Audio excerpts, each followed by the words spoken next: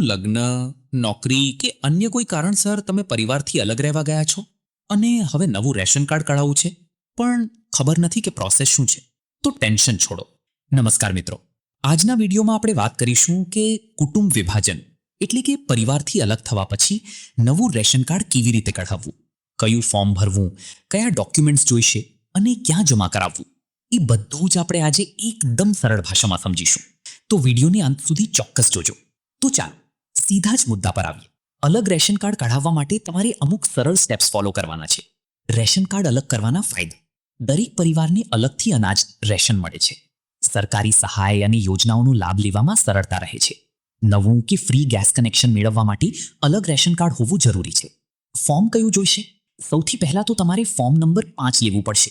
આ ફોર્મ તમને નજીકની મામલતદાર કચેરી, જનસેવા કેન્દ્ર અથવા ઓનલાઈન પણ મળી જશે. જરૂરી ડોક્યુમેન્ટ્સ કયા કયા છે?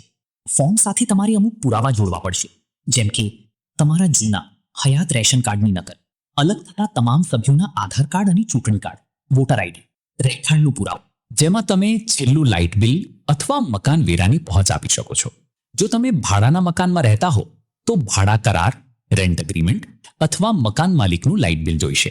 જો તમારી પાસે ગેસ કનેક્શન હોય તો તેની સ્લિપ કે બુકની નકલ, કુટુંબના મુખ્ય વ્યક્તિની બેંક પાસબુકની ઝેરોક્સ અને ફોર્મ પર લગાવવા માટે એક પાસપોર્ટ સાઇઝનો ફોટો. ખાસ નોંધ, આ બધા જ ડોક્યુમેન્ટ્સ પર તમારે તમારી સહી કરવાની છે, એટલે કે સ્વપ્રમાણિત કરવાના છે. આ કામ માટે તમારે કોઈ જ અલગ સોગંદનામું કે એફિડેવિટ કરવાની જરૂર નથી. ફોર્મ કેવી રીતે ભરવું? ફોર્મમાં સૌપ્રથમ મુખ્ય વ્યક્તિનો ફોટો લગાવો, જૂના રેશન કાર્ડનો નંબર અને તેમાં રહેલા સભ્યોની સંખ્યા લખો. જે સભ્યોને અલગ કરવાના છે તેમના નામ, જન્મ તારીખ અને આધાર કાર્ડ નંબર લખો. જો નવું સરનામું હોય તો તે વિગતે લખો. જો ગેસ કનેક્શન હોય તો તેની વિગત પણ આપવી જરૂરી છે. ફોર્મ ક્યાં જમા કરાવવું? જો તમે ગામડામાં રહેતા હો તો મામલતદાર કચેરીએ જવું. જો શહેરમાં રહેતા હો તો તમારી નજીકની ઝોનલ કચેરી અથવા જનસેવા કેન્દ્ર એટીવીટીમાં ફોર્મ આપવાનું રહેશે. આ માટે અંદાજે 20 રૂપિયા જેટલી સરકારી ફી હોય છે. મિત્રો, રેશન કાર્ડ અલગ કરવાની પ્રોસેસ હવે એકદમ સરળ થઈ ગઈ છે.